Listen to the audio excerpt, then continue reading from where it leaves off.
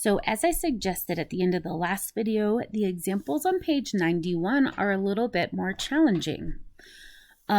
We said in all of those previous cases, the exact expression for du was in the integrand.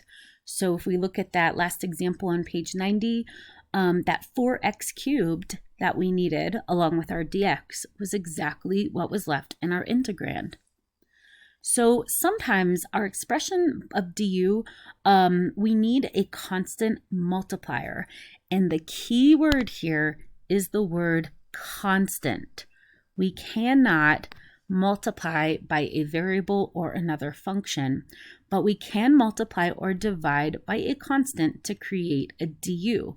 And that goes back to our constant multiple rule from section 6.1. So let's look at these examples. Hopefully I can tell that the u that I need is x squared, because when I take the derivative of x squared, I'm going to get 2x. So it would not help me to use x equals u, because when I take the derivative of that, I would just get 1.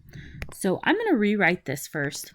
I'm going to think of this as 1 over x squared minus 3 times x dx.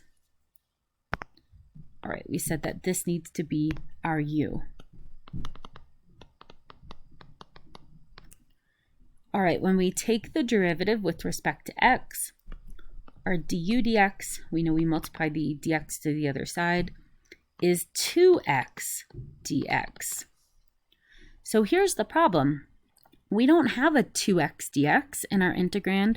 We have an x dx. But it's a really easy problem to solve. I could just multiply what's in my integrand by 2. However, if I multiply what's on the inside by 2, I need to cancel that out, so to speak, or undo that on the outside by multiplying by the reciprocal. So if I multiply by 2 on the inside, I need to divide by 2 or multiply by 1/2 on the outside. That way we're not changing the value of what we get when we integrate. All right, so by doing that, we can now see that we have our du as we need it in that expression, 2x dx. So here's the important part. We can't forget about that 1/2. It's part of our expression now. So we now have 1/2 1 over u du. So everything in blue gets replaced with the du, everything in yellow with the u, and that 1/2 is important. Now when we take the antiderivative, we can hopefully see this as a natural log. So 1/2 times the natural log of the absolute value of u plus c, the constant of integration. And then we will substitute back in our expression of x. So 1/2 times the natural log of the absolute value of x squared minus 3 plus c, the constant of integration. And that is our final answer. All right, the next one, again, we said u should be our innermost function. So my innermost function is x cubed. So if u is x cubed, then du must be 3x squared dx. So the issue is that we need to come up with a 3 on the inside. So to do that, if we're multiplying by 3 on the inside, we need to divide by 3 on the outside.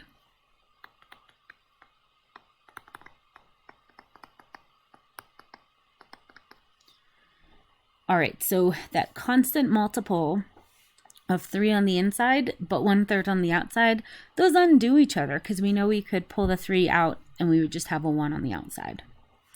All right, so now I've got my expression for u, which is x cubed. And now I have my expression for du, 3x squared dx. So that 1/3 is coming along for the ride on the outside, we have the sine of u du.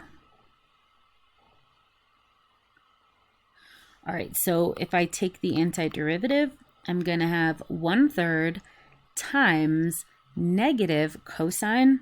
So instead, I'm just going to put the negative out front. So negative 1/3 times the cosine of u plus c. And then lastly, we could rewrite that in terms of x. Negative 1/3 times the cosine of x cubed plus c. And that's our final answer.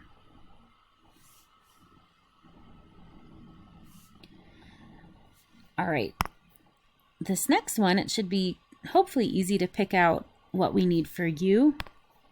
So our inner function is 5x plus 1. So my du is just 5 dx. So the issue is just that I need a multiple of 5. So in order to have a multiple of 5, I've got to divide by 5 on the outside, and then I could put a multiple of 5 anywhere I want on the inside.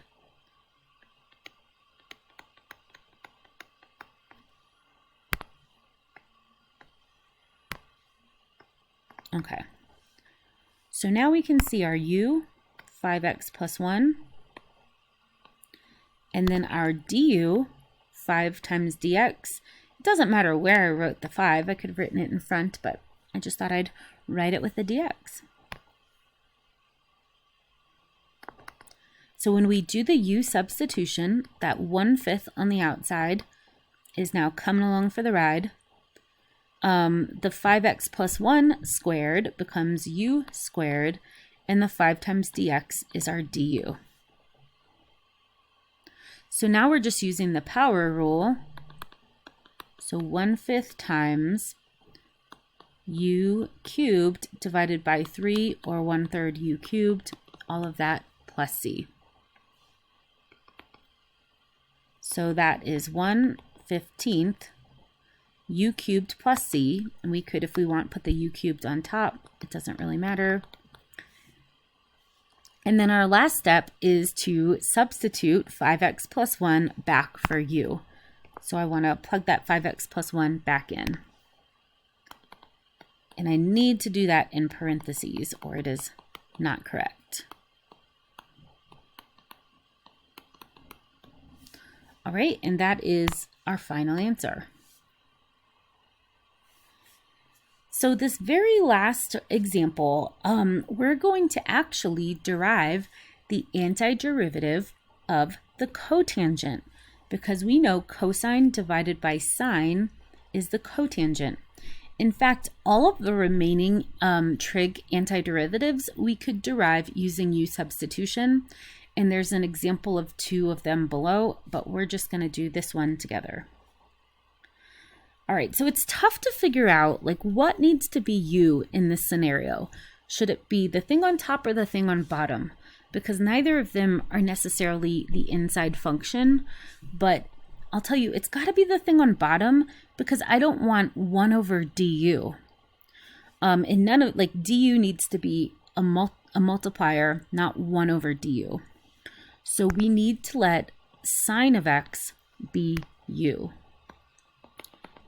And you could try it the other way, but you'll see that it just doesn't work out. It gets confusing. So if I take the derivative of u with respect to x, I get du dx. I know I'm going to kick the dx to the other side, cosine of x. So we could rewrite this as 1 over the sine of x times the cosine of x dx. All right, so we've got our expression for u, and we've got our expression for du. So this one does not require a constant multiple. So this is 1 over u du. So when we take the antiderivative, we get the natural log of the absolute value of u plus c. And then when we do our substitution, we get the natural log of the absolute value of the sine of x plus, sine of x, close the absolute value bars, plus c. So what we really learned from that is that the antiderivative of the cotangent of x is the natural log of the absolute value of the sine of x plus c. So we have the choice. We could do a u sub anytime that we want to come up with one of our trig antiderivatives, or we could just memorize them. And I'm going to tell you, I strongly recommend that we memorize them because you're going to need to access them quickly. We don't have time to do a u sub every time we need one. So here's two more. Here's the worked out for the tangent of x. If we write it in terms of sine over cosine, in this case, at the bottom of the page, we would let the cosine of x be u. So our du is negative sine of x dx. So in this example, because we do need that constant multiple of a -1, I would rewrite this as like a -1 on the outside, and then we'll have a -1 on the inside. So maybe like 1 over cosine of x times -1 times sine of x dx. So we can see that's our u. This is all of our du. We get -1 times 1 over, or sorry, the indefinite integral of 1 over u du. So those are the in-between steps to get to that line. So when we integrate, we know it's natural log. That negative comes along for the ride. Natural log of the absolute value of u plus c. And then our last step is we resubstitute cosine of x for u. The one for secant, you got to actually get pretty creative with how we rewrite that one. So that one's a pretty tricky u sub, and again, I'm not worried about the u sub. Let's just memorize those. So on page 92, it is imperative that you memorize these trig integration formulas.